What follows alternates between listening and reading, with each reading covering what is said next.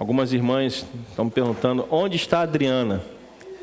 A Adriana viajou junto com algumas irmãs da igreja para um congresso de mulheres lá no sul. Elas foram quarta-feira, está voltando hoje, amém? Só que vão chegar 8h20 da noite no aeroporto, né? Então, para que elas estão perguntando, ela, junto com algumas outras irmãs da igreja, acho que foram 5 ou 6 irmãs juntas, então elas foram para esse congresso de mulheres, mas próximo culto já estará conosco. Aliás, próximo culto das mulheres é terça-feira, amém? Terça-feira, 9h30 da manhã, né? Culto do encontro feminino, e aí ela já estará aqui conosco, tá bom? Então, se você está com saudade dela, venha matar a saudade na terça-feira, amém? Terça-feira, encontro feminino, e ela já estará de volta para a glória de Deus e para a minha alegria também, amém? Dias todos sozinho, falei, meu Deus do céu, a gente sente uma falta danada. Primeiro livro dos Reis, capítulo 18, a partir do versículo 16. Tá bom, minha irmã, Deus abençoe, tá? Faz o favor, Ricardo. Obrigado. Primeiro livro dos Reis, capítulo 18, do versículo 16 ao versículo 19. A palavra de Deus diz assim: então Obadias foi se encontrar com Acabe e lhe deu esta notícia. E Acabe foi se encontrar com Elias. Quando Acabe viu Elias, disse: então é você o perturbador de Israel? Elias respondeu: eu não tenho perturbado Israel. Quem tem perturbado Israel é você e a casa de seu pai, porque vocês abandonaram os mandamentos do Senhor e seguiram os Baalins. Agora ordene que todo Israel venha se encontrar comigo no Monte Carmelo. Convoque também os 450 profetas de Baal e os 400 profetas da deusa Aserá, que são sustentados por Jezabel. Senhor, nos abençoe nesta manhã através da Tua palavra, que o Teu Espírito Santo possa falar aos nossos corações, segundo a Tua vontade e o Teu querer. Eu te agradeço por tudo que o Senhor tem feito nesta igreja, Pai, e que a Tua vontade se cumpra neste lugar. Que o Teu nome seja glorificado e exaltado neste lugar, ó Pai, para todo sempre. Nós te louvamos e te agradecemos em nome de Jesus. E que a igreja do Senhor diga amém. Na semana passada, nós falamos sobre as abominações de Jezabel.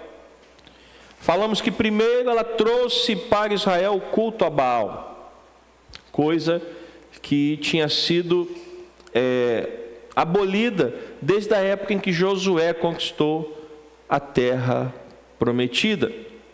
A segunda coisa que nós falamos na semana passada a respeito das abominações de Jezabel foi que ela mandou matar os profetas do Senhor. Isso está em 1º livro dos Reis, capítulo 18, versículo 4.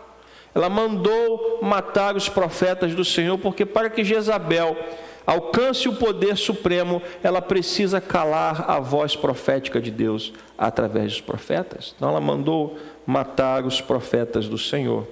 Terceiro, ela estabeleceu e sustentava 850 falsos profetas, 850 profetas de Baal, 450 profetas de Baal e 400 profetas da deusa Aserá. E ela sustentava, está no finalzinho do texto que nós lemos hoje, no versículos 18 e 19. Ela sustentava, e foi esses profetas que Elias chamou para a batalha do Carmelo. Quarto, ela ameaçou matar Elias, lá no capítulo 19 de 1 Reis, nos versículos 1 e 2.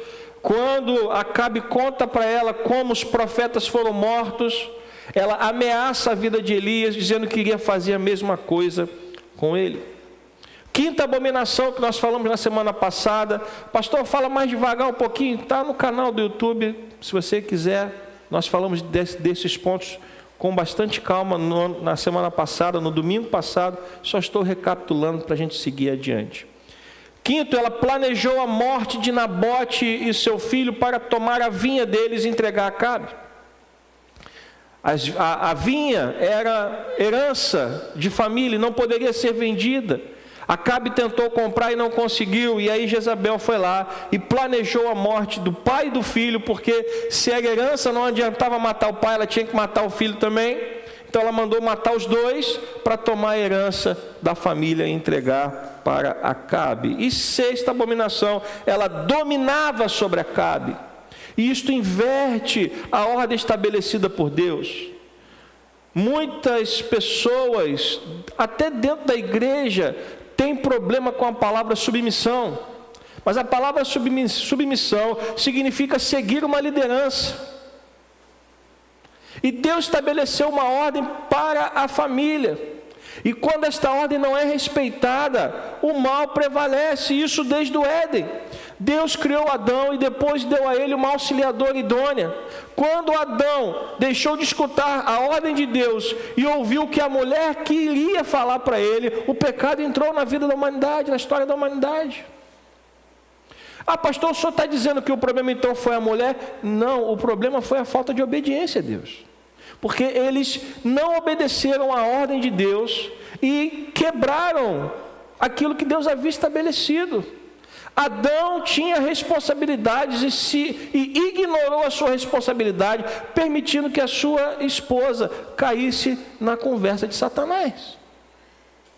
Então, quando Jezabel dominou sobre Acabe, mais uma vez a ordem de Deus foi quebrada. Acabe era o rei, ele tinha liderança e autoridade, mas ele entregou isso nas mãos dela, e então ela fez um inferno no reino de Israel. Seguindo agora com a mensagem de hoje, este período da história de Israel foi um dos piores períodos relatados na Bíblia. Foi uma época de grande apostasia. Sabe o que significa apostasia? Falamos aqui semana passada, quem lembra? Apostasia é abandono da fé. Porque quando Jezabel traz o culto a Baal, muitos israelitas abandonaram a fé e começaram a servir a Baal. A nação que Deus tinha chamado para ser sua, tinha voltado as costas para ele. Você entende a gravidade disso? A nação que Deus tinha chamado para ser dele, a nação que ele tirou com mão forte do Egito, voltou as costas para ele. Eles trocaram a adoração ao Deus verdadeiro, ao Deus de Israel, pelos ídolos de um povo que no passado tinha sido vencido em seu nome. Baal e Aserá tinham sido derrotados na época de Josué em nome de Deus, e agora estavam sendo trazidos de volta pelo pecado de Acabe e por causa do domínio de Jezabel. Acabe era o filho de um homem que chegou ao trono por meio de um golpe. E quando Acabe se estabelece no trono, ele começa a fazer aliança para poder permanecer no poder. E esta aliança se deu pelo casamento com Jezabel. Jezabel, filha de Etbaal, rei dos Sidônios. E com isso ele fez aliança com uma nação que era idólatra. E isto trouxe então para Israel esta adoração a Baal e a Astarote. Meus irmãos, os rituais que eram feitos para esses falsos deuses, eles envolviam práticas sexuais depravadas, envolviam práticas sexuais licenciosas e outras abominações. A adoração a esses falsos deuses envolvia os elementos mais bestiais da natureza humana. As estátuas de Baal e Acerá carregavam a imagem dos órgãos sexuais femininos e masculinos. Então, Acabe, para fazer uma aliança e se manter no poder, ele se casa com uma mulher que era filha de um rei idólatra e traz para Israel toda esta idolatria. A pergunta é: como combater tudo isso? Como combater a apostasia? Como combater Jezabel, que estava matando os profetas do Senhor, que estava dando ordens no trono, que estava planejando e executando a morte de pessoas? Contra esta apostasia, Deus então levantou quem? Falamos aqui semana passada, está no texto que nós lemos. Deus levantou quem? O profeta Elias, um homem de Deus, que desafiou Acabe.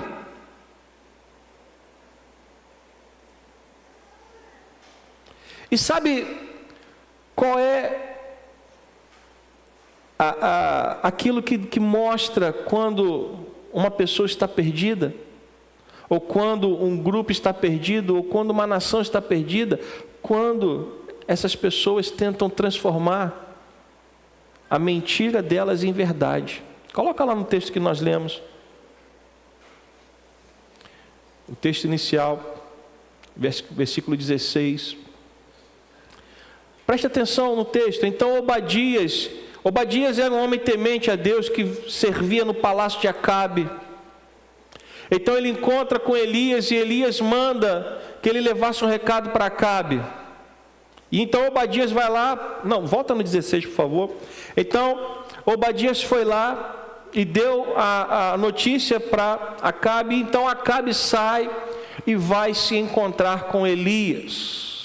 Próximo versículo, por favor, versículo 17. Quando Acabe viu Elias, e essas são as demonstrações de uma pessoa que está perdida. Quando Acabe viu Elias, o que ele falou para Elias? Então é você o perturbador de Israel? Quando as pessoas tentam transformar aqueles que estão fazendo a coisa certa nas pessoas que são o problema, é sinal de que a fé já foi embora. Acabe estava tão cego que ele queria acreditar piamente na mentira que foi contada para ele. Todo o problema que estava acontecendo em Israel não era fruto dos erros dele, mas era fruto de Elias. Elias se tornou o problema. Meus irmãos, Elias foi a resposta de Deus. Mas Acabe estava dizendo que Elias era o problema. Então é você, o perturbador de Israel. Mas diante da verdade de Deus, nenhuma mentira vai permanecer por muito tempo. Porque quando Acabe acusa Elias de ser o perturbador de Israel, qual é a resposta de Elias? Versículo 18. Eu não tenho perturbado Israel, quem tem perturbado Israel é você e a casa de seu pai. Por quê? Porque vocês abandonaram os mandamentos do Senhor e seguiram os... A verdade sempre prevalecerá. Você pode dar uma glória a Deus por isso? Não há mal que dure para sempre. A verdade sempre prevalecerá. Então Deus levantou o profeta Elias, e Elias faz então um desafio. Versículo 19. Junte todos os profetas e me encontre no Monte Carmelo, porque lá a verdade prevalecerá. E quando chegou no Monte Carmelo, a verdade prevaleceu. Elias mandou que os falsos profetas invocassem os seus deuses. Eles passaram quase o dia inteiro fazendo seus rituais, chamando os seus deuses, e nada aconteceu. E quando Elias clamou ao Senhor, fogo desceu dos céus. E o povo então clamou: Deus é o Deus de Israel, Ele é o único e verdadeiro Deus. E naquele dia, os 850 falsos profetas foram mortos ao fim da espada. Mas todas as vezes que pessoas se levantarem para fazer o certo, Satanás vai levantar os seus instrumentos para fazer o errado. Todas as vezes, eu tenho repetido isso aqui, todas as vezes que um grupo, uma igreja, uma congregação quiser fazer a vontade de Deus, Satanás vai levantar os seus instrumentos para tentar silenciar a voz profética de Deus. Jezabel tinha uma missão, ela precisava calar a voz profética em Israel. O que ela manda fazer? Matar os profetas do Senhor.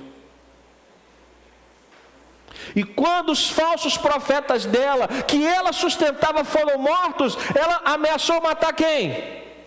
O profeta Elias, porque era a voz que Deus tinha levantado para falar a verdade. A luta era tão intensa que diante daquela ameaça, o que Elias faz? Foge. Ele entra pelo deserto, ele senta debaixo de uma árvore e fica lá esperando a morte. O anjo do Senhor chega: Elias, acorda, tem aí uma água para você beber, um pão para você comer. Elias acordou, comeu o pão, bebeu a água e voltou a dormir. A pouco veio o anjo de novo: acorda, homem de Deus, tem mais aí uma água e um pão para você comer. Come, porque a viagem vai ser longa. Elias então acorda, come aquele pão, bebe aquela água e caminha 40 dias até o monte do Senhor. E quando ele chega lá, ele está com o seu coração destroçado, porque quando o Senhor pergunta: o que você veio fazer aqui, Elias? Ele diz: olha, eu estou passando um momento muito difícil na minha vida. Obviamente eu estou parafraseando. Eu estou lá fazendo a tua vontade, mas nada adianta, eles mataram os teus profetas, e ninguém mais quer te adorar e te servir. Eu não sou melhor que os meus antepassados, leva-me embora, porque eu não aguento mais essa luta. E a resposta de Deus para Elias foi: Elias, você não está sozinho, porque 7.000 pessoas não dobraram os seus joelhos a Baal. Volta, pois você ainda tem trabalho para fazer. Jezabel pode tentar estender os seus braços, mas a vitória é do Senhor. Você entendeu o que eu disse? Jezabel pode tentar estender os seus braços, mas a vitória pertence ao Senhor, o nosso Deus.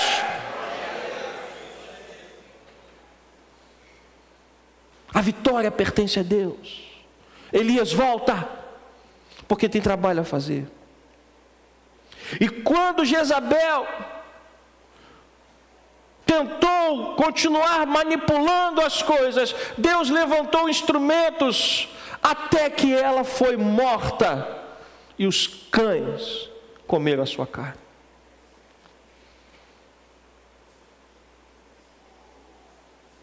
Meus irmãos, infelizmente, trazendo agora para os dias de hoje, nós também vivemos uma época de grande apostasia. Você fala de Jesus para as pessoas e as pessoas não querem ouvir. Você apresenta o Evangelho e as pessoas estão mais preocupadas com a sua felicidade e os seus prazeres. A nossa sociedade voltou as costas para Deus.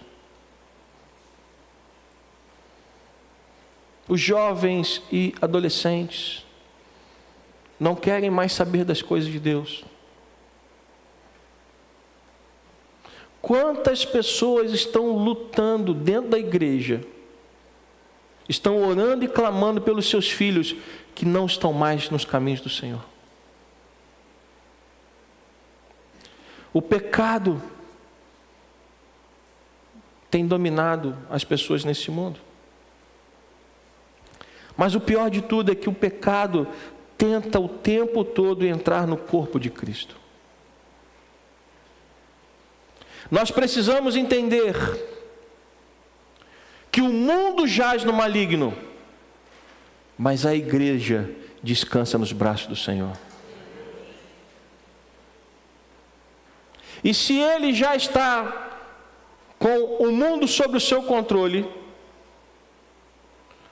quem você acha que vai ser o alvo dele?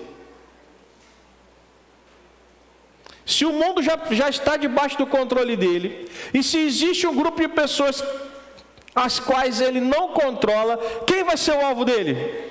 A igreja.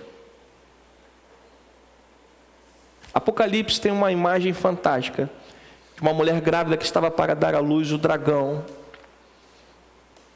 A antiga serpente vai com tudo para cima da criança. Mas quando a criança nasce e o dragão tenta pegar ela, a criança é levada para os céus. Quando o dragão percebe que não pode mais atacar a criança, o que ele faz? Ele se volta para a mulher. Mas o texto bíblico diz que a mulher é tomada e é levada e protegida. Satanás tentou destruir o Filho de Deus, a criança. Ele conseguiu? Jesus morreu e... Então ele vai para cima de quem? Da mulher. Quem é a mulher? A igreja. Mas a igreja é levada nas asas do Senhor e é protegida por Ele. Mas isso não impede que Satanás tente. Porque o que nós estamos vendo hoje em muitas igrejas? Depravação, decadência espiritual, pessoas que estão na igreja, mas estão vivendo como os pecadores no mundo. Pessoas que vêm para o culto, e eu não estou falando somente daqui, mas eu estou falando da igreja como um todo. Tem pessoas que chegam para você e falam assim: você é crente? Poxa, eu também sou. E você fala assim: misericórdia. Porque você conhece a pessoa, você conhece as obras que ela pratica, e você vê que são frutos que não são dignos de arrependimento. Porque o verdadeiro cristão, ele produz frutos dignos de arrependimento, ele produz frutos de uma pessoa que se arrependeu e mudou, porque arrependimento leva à mudança. Eu não posso dizer que sou cristão e continuar fazendo as coisas que o mundo faz.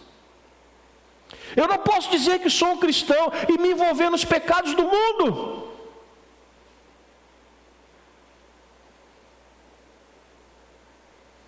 Não posso. Porque senão eu vou escutar a mesma coisa que Jesus disse para os fariseus. Jesus disse para os fariseus o quê? Hipócritas. Vocês fingem uma espiritualidade, mas na prática vocês não vivem ela. Então, no meio da igreja, Satanás tem plantado essas coisas, falsos ensinamentos, depravação, decadência espiritual. Gente, está no YouTube, você pode entrar e ver o que eu estou falando. Tem igrejas em que as pessoas sobem no púlpito com roupas que, me perdoem, não condizem com o altar. Isso está no YouTube.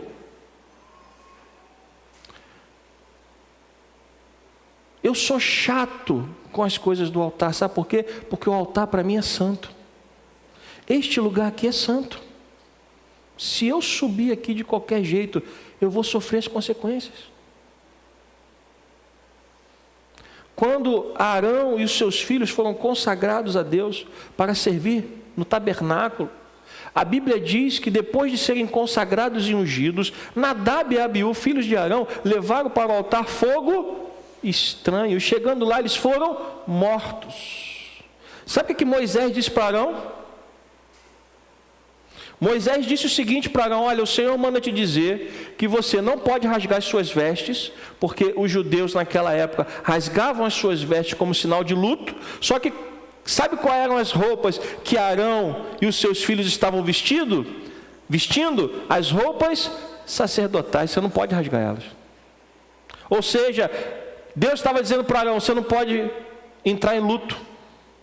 Deus disse para Arão através de Moisés: você não pode chorar pela morte de seus filhos, porque você foi consagrado ao Senhor.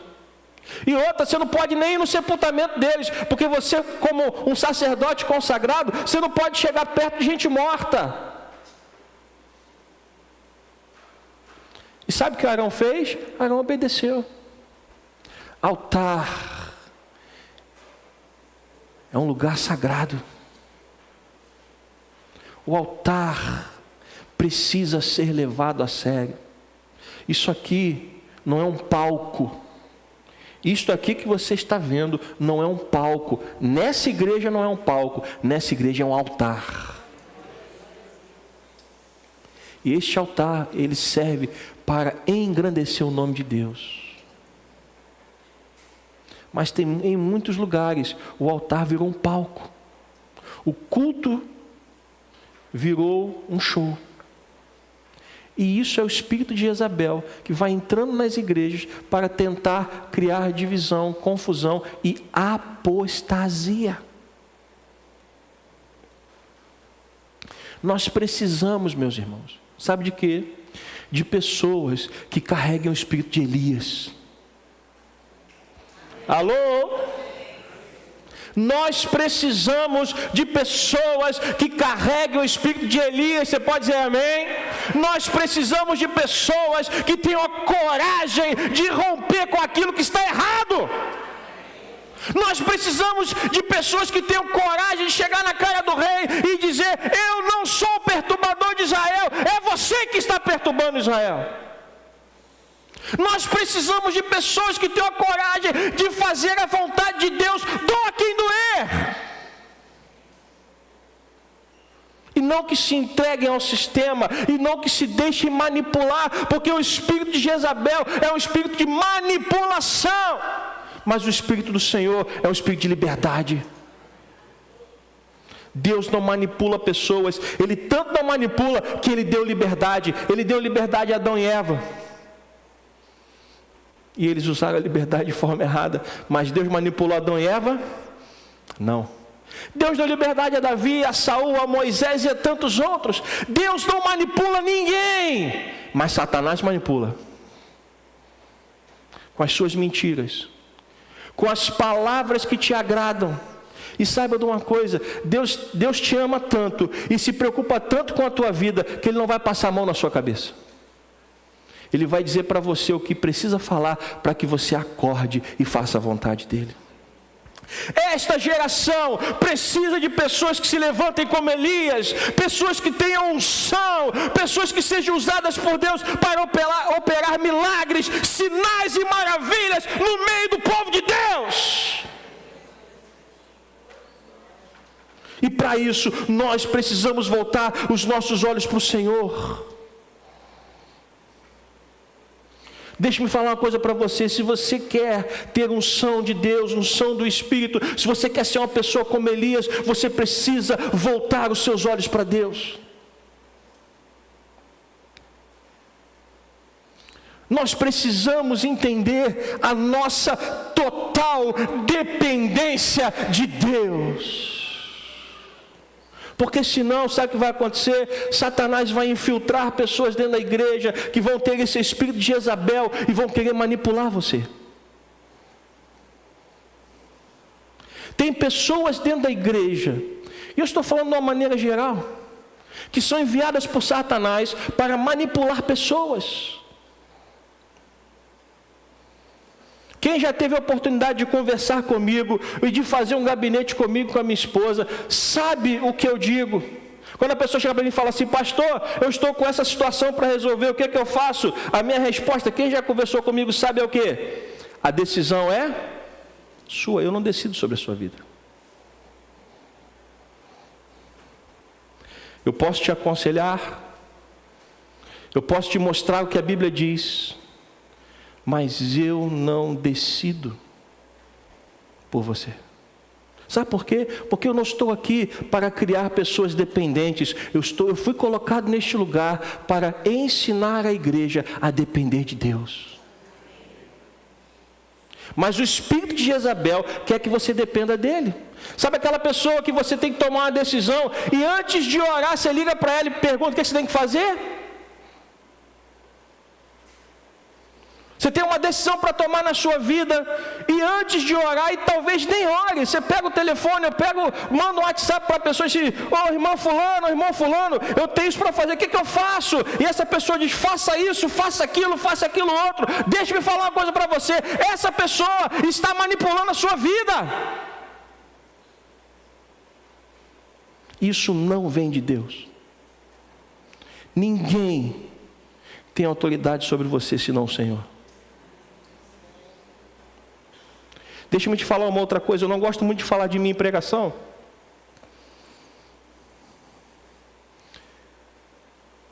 Mas quando eu tenho uma decisão para tomar, eu vou direto ao Pai. Eu busco conselhos, sim.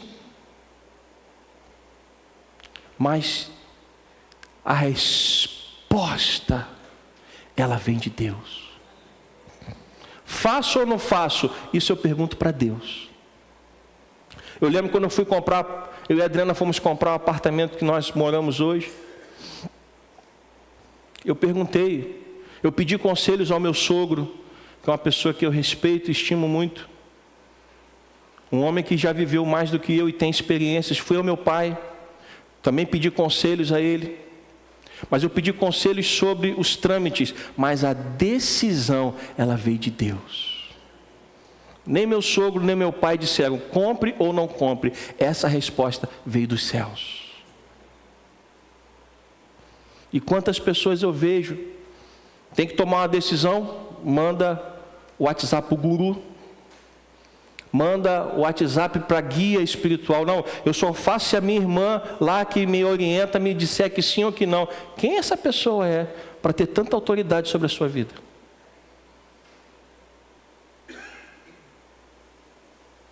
Meu irmão, minha irmã, se você precisa tomar uma decisão, joelho no chão.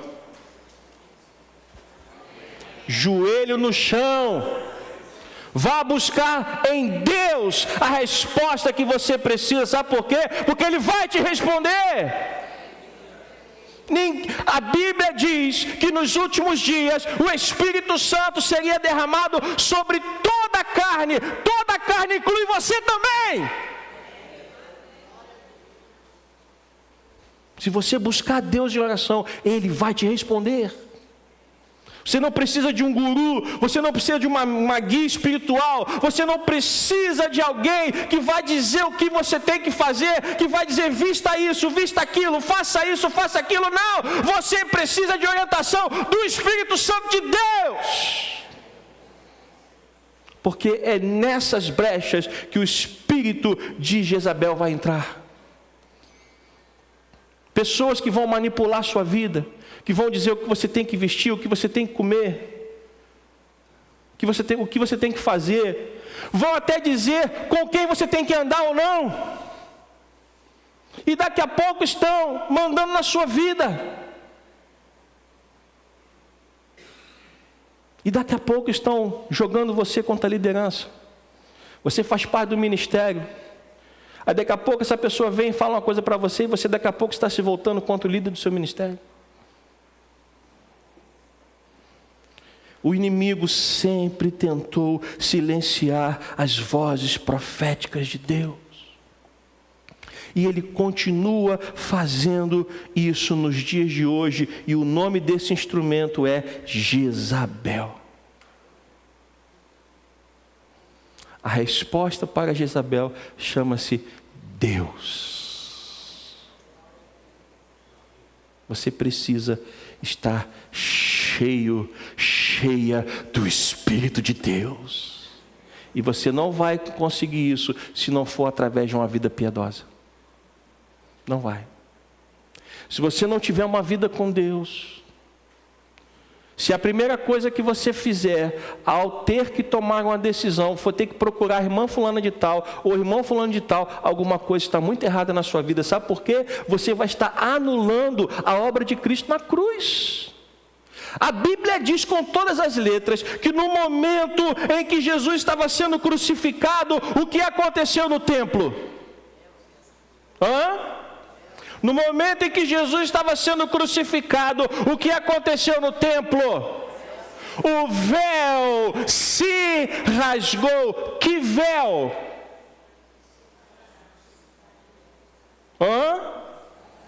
Não sabe qual é o véu que se rasgou? O véu que separava o santo lugar do santíssimo lugar. O véu que não dava acesso às pessoas a chegarem até a presença de Deus. O véu que só permitia que o sumo sacerdote entrasse naquele lugar uma vez no ano. Esse véu foi rasgado do alto para baixo. Isso significa que Deus estava dizendo agora: você tem acesso a mim, assim diz o Senhor. Isso significa que não há ninguém entre você e Deus. E por que então você tem que colocar pessoas nesse lugar que pertence ao Senhor Jesus? Por quê? Por que você vai trazer para a sua vida pessoas que vão tentar ocupar um lugar que pertence a Deus? Isso não faz sentido.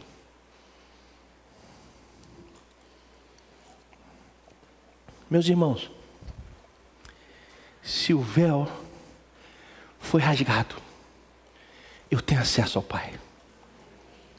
Se o véu foi rasgado, eu tenho acesso ao Pai. E se eu tenho acesso ao Pai, você também tem.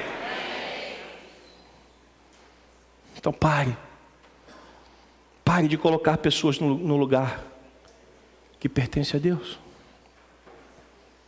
Pare de colocar homens e mulheres no lugar que pertence a Deus. Porque o espírito de Jezabel é um poder espiritual. É um poder que vai lutar em regiões que você não enxerga. Você vai olhar e vai ver só uma pessoa. Mas por trás daquela pessoa está um espírito maligno que atua nas regiões espirituais. Efésios capítulo 6, versículo 12.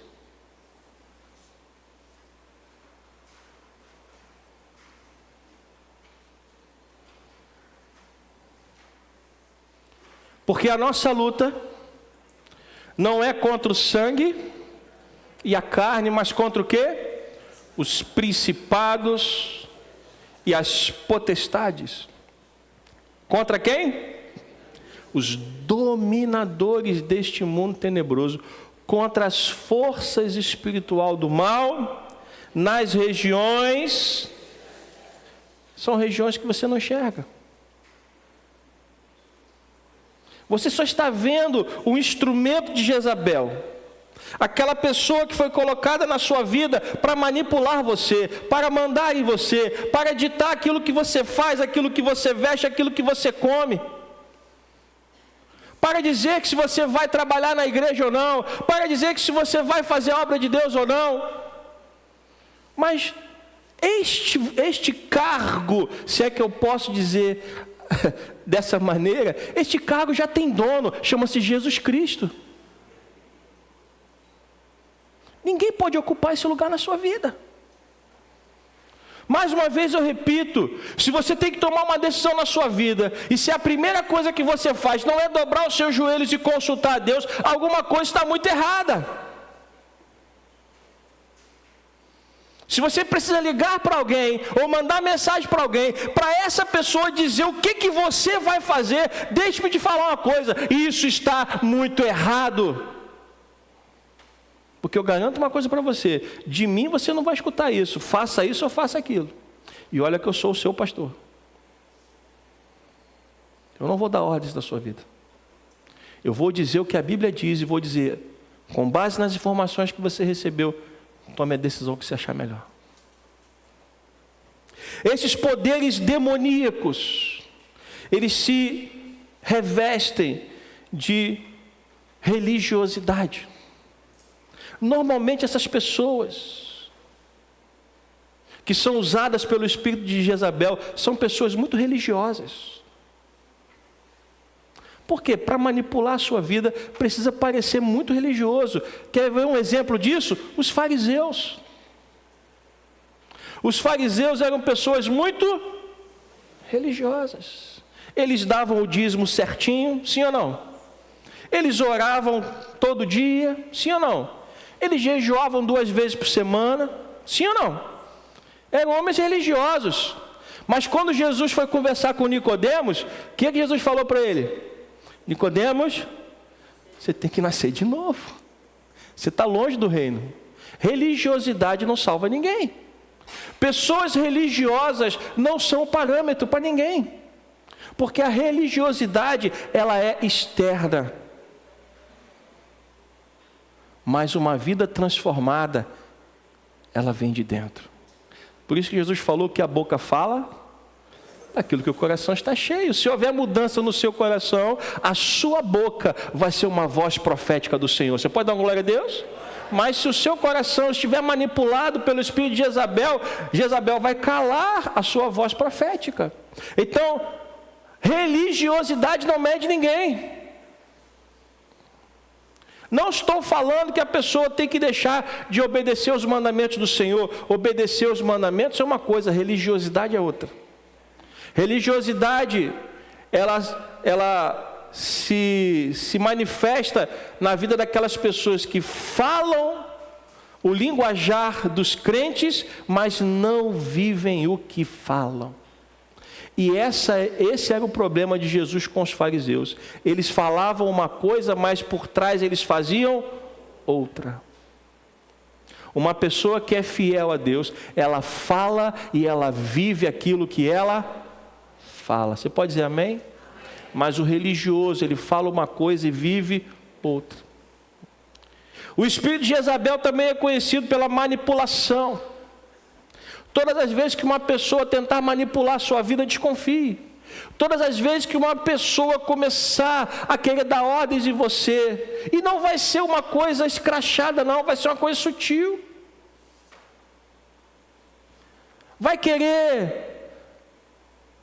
Sabe aquela pessoa que começa a andar com outra, e daqui a pouco aquela pessoa vai mudando aos poucos, e daqui a pouco aquela pessoa está parecendo com a outra, você fala, meu Deus,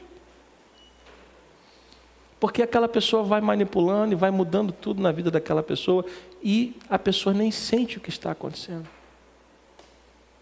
O espírito de Jezabel também se caracteriza por controle. Jezabel tinha que controlar Acabe. Jezabel tinha que controlar os falsos profetas. Jezabel tinha que controlar o reino todo. Jezabel tinha que controlar até Elias. Só que Elias ela não conseguia controlar, porque Elias era um homem de Deus. Jezabel também é marcado por cobiça. Esse espírito maligno leva os seus instrumentos, as pessoas que são usadas por eles, a serem pessoas que cobiçam muito, querem muitas coisas, querem conquistar muitas coisas. A Bíblia diz que nós devemos buscar em primeiro lugar o reino de Deus e as demais coisas serão acrescentadas. São pessoas que não têm contentamento. Porque você pode, cobiça é diferente de você sonhar. Amém? O sonho é algo que é bom para o ser humano.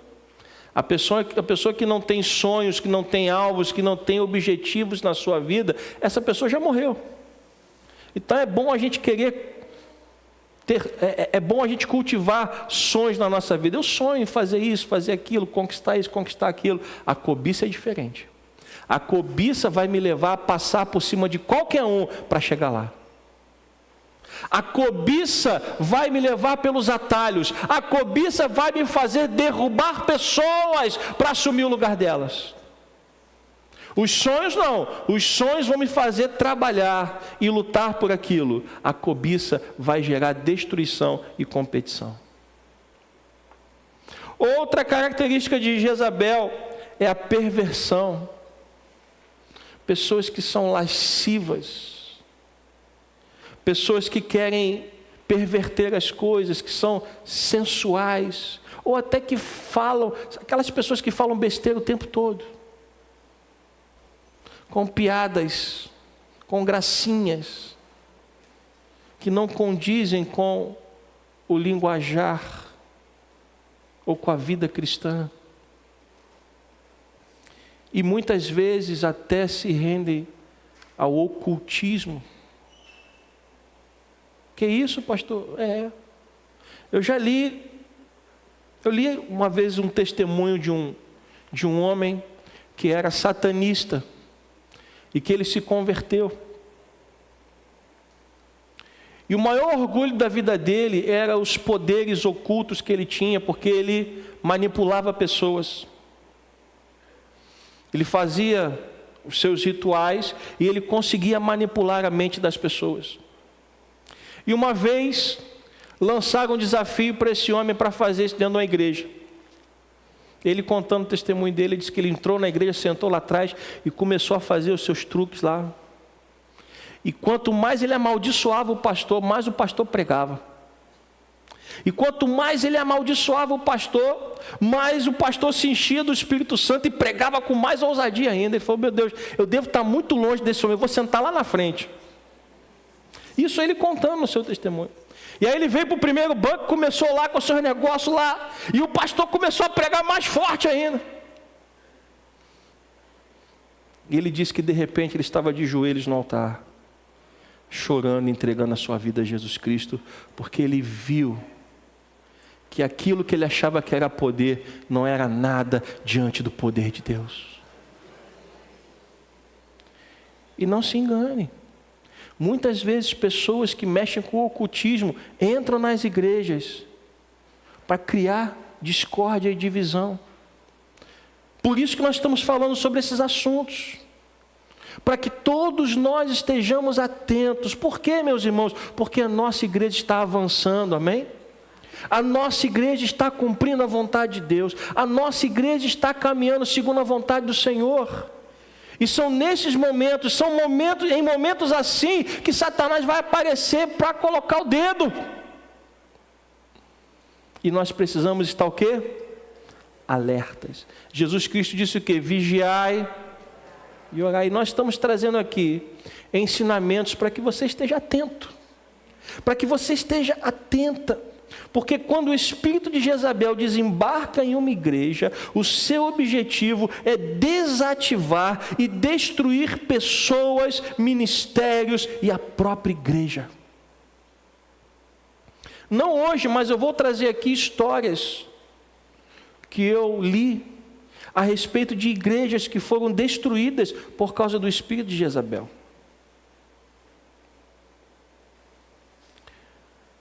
E deixe-me te falar uma coisa, que eu já falei isso aqui, mas eu vou repetir.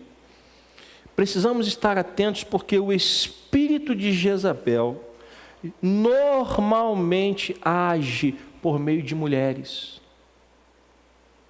Sabe por quê?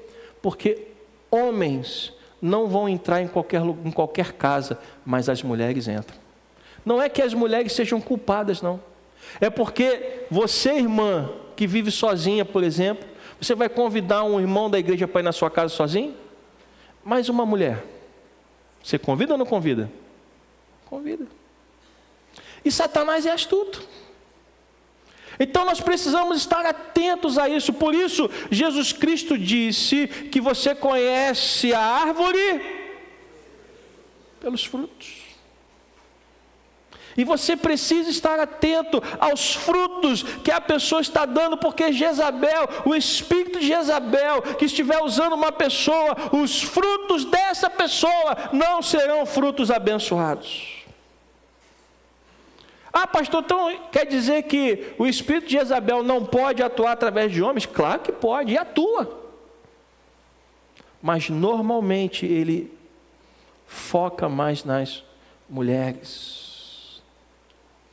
Eu quero concluir, meus irmãos, dizendo que nós precisamos ser uma geração de profetas.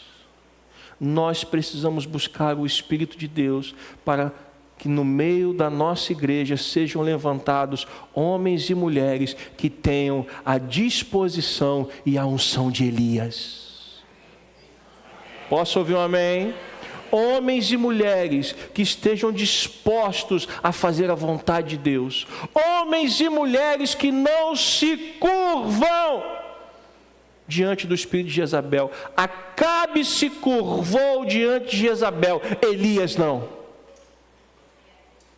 Nós precisamos de homens e mulheres que não se curvem diante do espírito de Jezabel.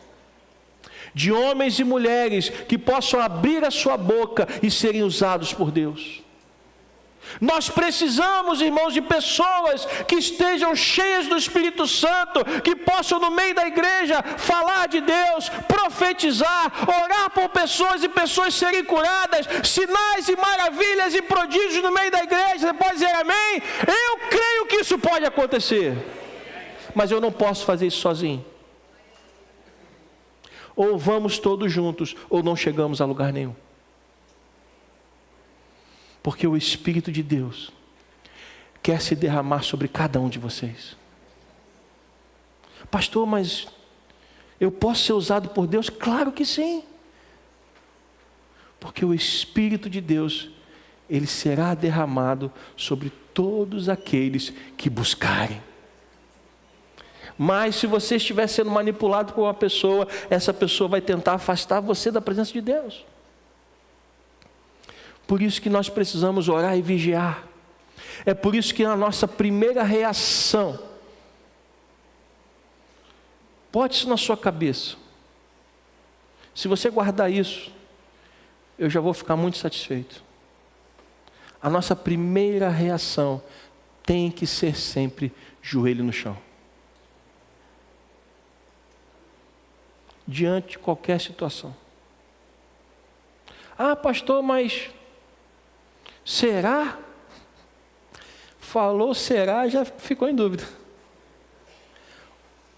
Os filhos de Deus, eles acreditam. Aliás, eu não botei aqui no meu esboço. Bota para mim, quem que está aí? É Vinícius? Hã? Fernandinha? Abacuque 2,4, eu acho que é isso. Se a minha memória não estiver me traindo hoje.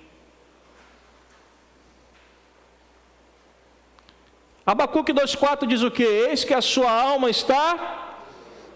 Nosso coração é enganoso. As coisas que nós queremos, muitas vezes, querem nos levar para longe de Deus. Muitas vezes... A alma de algumas pessoas vai tentar levar essa pessoa para longe de Deus. Mas e o justo? Está escrito aqui, ó. O justo viverá. Viverá pelo quê? Pela sua fé. Se você não acredita que joelho no chão resolve alguma coisa, talvez a sua alma não esteja tão reta. O que eu faço, pastor? Apluma essa alma aí. Coloca ela no esticador e deixa ela reta. Porque o justo, ele não duvida. Amém? O justo não duvida do poder de Deus. O justo não acredita que joelho no chão é perda de tempo. O justo, ele sabe que joelho no chão é o início da batalha e é o término da batalha. O justo sabe que depende totalmente de Deus. Ah, pastor, mas eu vou orar e se não acontecer, não existe isso, vai acontecer. Talvez não aconteça o que você queira, mas vai acontecer o que Deus quer. Quantas vezes eu já botei meu joelho no chão e já orei e Deus me deu o que eu pedi? E quantas vezes eu botei meu joelho no chão e orei e Deus me deu o que eu não pedi? E eu falei, Senhor, obrigado, porque se o Senhor tivesse me dado o que eu pedi, eu estaria frito. Mas que bom que o Senhor prevaleceu sobre a minha vontade. O justo, que vive pela sua fé, quando ele está diante de uma situação, a primeira coisa que ele faz é o quê? E isso eu quero que você guarde. Qual é a primeira coisa que você tem que fazer? Joelho no chão. Joelho no chão. Você não precisa de um guia espiritual. Você não precisa de alguém que vai dizer o que você deve ou não deve fazer. Você já tem essa pessoa. Sabe qual é o nome dela? Sabe qual é o nome dela? Chama-se Jesus Cristo. E saiba de uma coisa, essa pessoa, Jesus Cristo, nunca vai abandonar você. Pessoas vêm e vão, mas Jesus Cristo permanece. Amém? Que você possa guardar essas coisas no seu coração. Essas mensagens estão sendo colocadas no YouTube, no nosso canal. Você pode voltar lá e depois assistir novamente. Mas o nosso objetivo, creio eu, vindo da parte de Deus, é trazer para a igreja ferramentas para se defender dos ataques desse espírito, que quer muitas vezes destruir uma igreja que está fazendo aquilo que Deus quer. Então, meu querido irmão, minha querida irmã, fique atento. Fique atento. Como eu já falei inúmeras vezes aqui, eu não estou pregando isso para que você fique olhando para alguém assim, Jezabel, ó.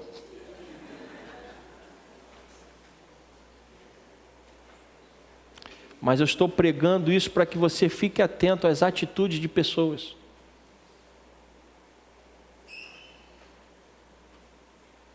E se você identificar que alguma pessoa está sendo usada, o que você tem que fazer? Alguém lembrou. O que você tem que fazer? Joelho no chão. Olhe para essa pessoa. Diga, Senhor, liberte essa pessoa. Joelho no chão. Joelho no chão. Joelho no chão. Nós precisamos viver de acordo com a palavra. E nós precisamos crescer em unidade. A vida cristã não é uma competição. Eu já vi muitas pessoas falarem, a vida cristã é uma competição, é uma corrida. Tudo bem, são algumas... competição não, é uma corrida, é uma batalha. Competição de maneira nenhuma, me perdoe. Mas é uma corrida, é uma batalha, as analogias são válidas. Mas para mim, a melhor analogia da vida cristã é uma jornada que dura uma vida inteira. Não adianta você ser fiel durante 5, 10, 15, 20, 25 anos. Você tem que ser fiel até o fim. É uma jornada. E nessa jornada não tem competição, porque um está ajudando o outro. Se alguém cansar, você para junto da pessoa. Está cansado, irmão? Eu vou sentar aqui com você. Quer água? Melhorou? Vamos embora. Porque nessa jornada ninguém fica para trás. Nós precisamos entender isso. A jornada da vida cristã é nós estarmos juntos, de braços dados, todos caminhando na mesma direção. E qual é a direção? O telão está baixado. Ali atrás tem uma cruz. Nosso alvo é aquele que morreu na cruz e que ressuscitou. E que hoje, segundo o livro do Apocalipse, reina e reinará para sempre. Amém? Vamos ficar de pé.